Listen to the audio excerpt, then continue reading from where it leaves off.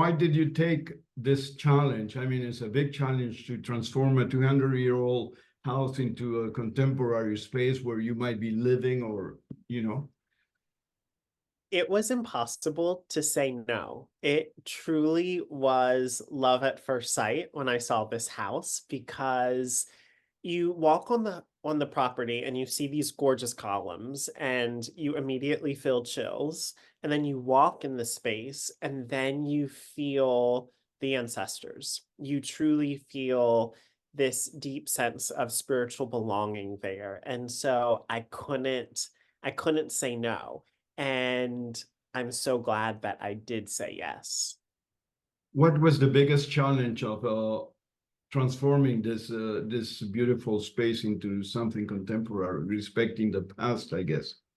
Yes. The hardest part was continuing to remain patient because it was a 4-year renovation. And it felt at many times, is this ever going to end? Are we ever going to get to the part of the process where there's paint on the walls and there's furniture in? And so you just had to remain in faith that it was all going to work out. And as we know, it did, and it turned out quite beautifully.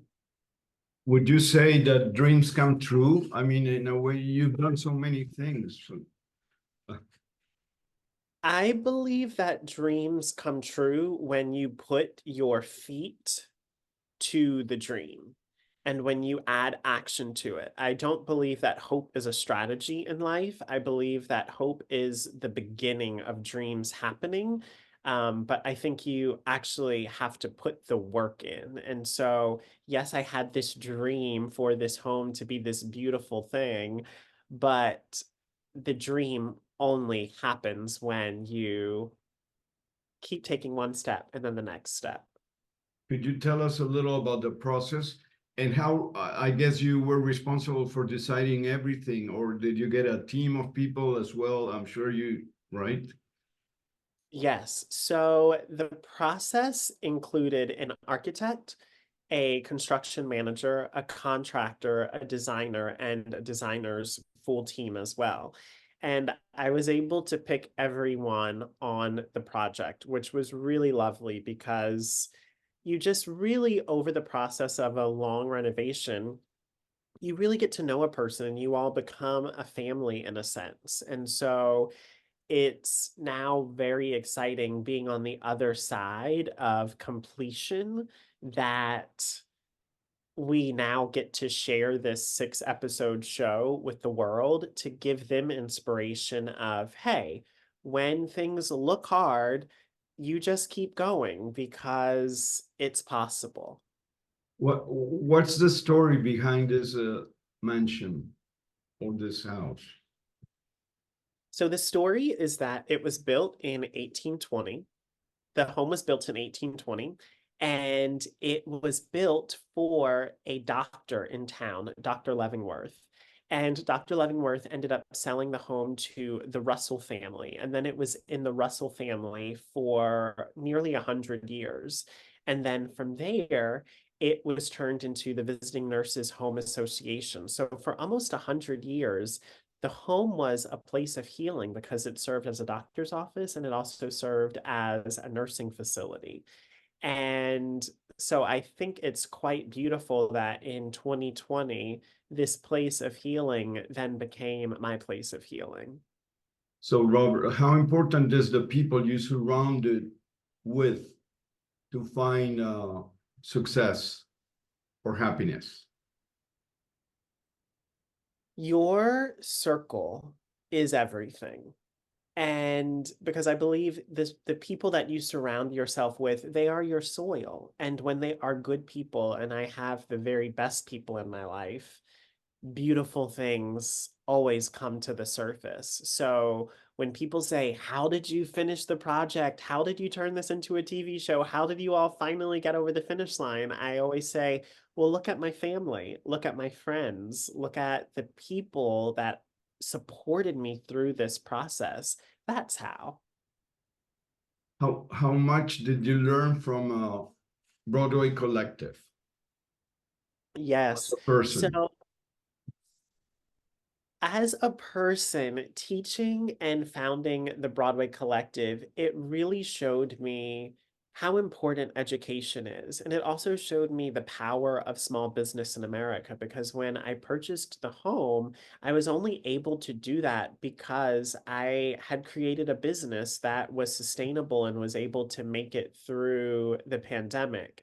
And I think that that is something really beautiful on the TV show that we're able to capture is what happens when the pandemic happens and we're beginning this renovation, but we're still able to continue to teach online and we're still able to transform young people's lives.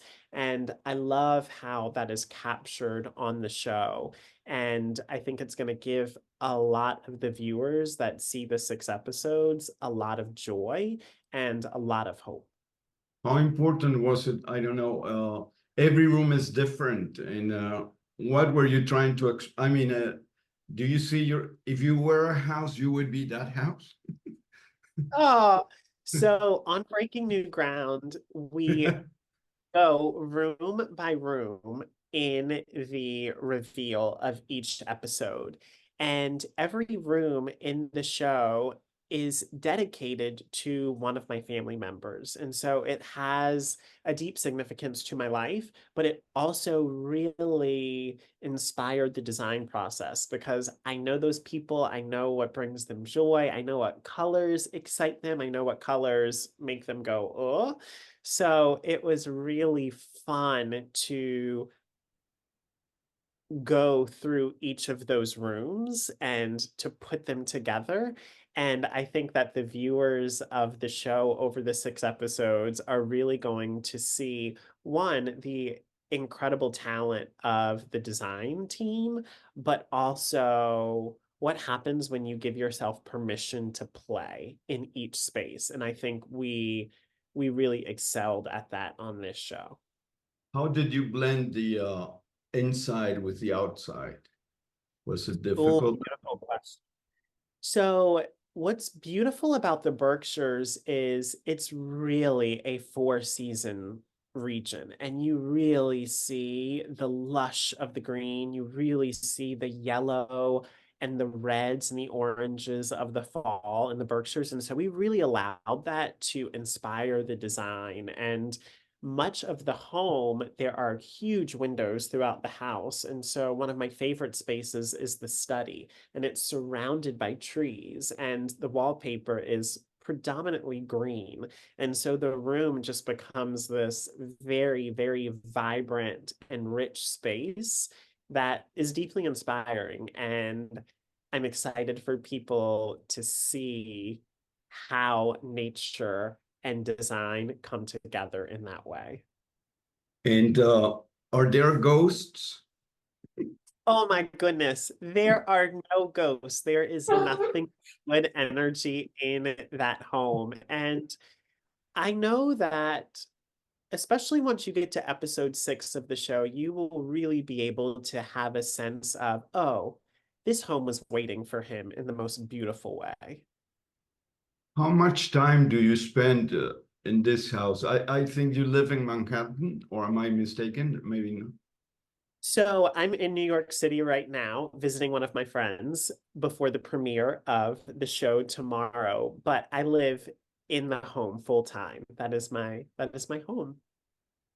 What was your family reaction to what you accomplished, considering that you just said that each room represents someone close to you and When you watch the show, you will see at the reveal of every episode another member of my family, and they all cry and they all gasp and they all are just beside themselves because the design is beautiful, the energy is beautiful, and I think the storytelling of each of the spaces in the show is also quite spectacular. And they are just over the moon with what has happened. And I think also very touched that they were so included in the process and also in the filming of the show. I love it is like a big challenge. It's like I don't know, it's something that, I mean, it's a full structure and now you have transformed it. How satisfied are you? I couldn't be happier with how it turned out. It's beautiful and it's everything and more that I wished that it would be.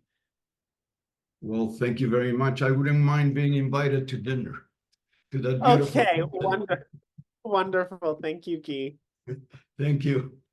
Take care and enjoy the premiere tomorrow. Thank you. I appreciate Thanks, it. Robert.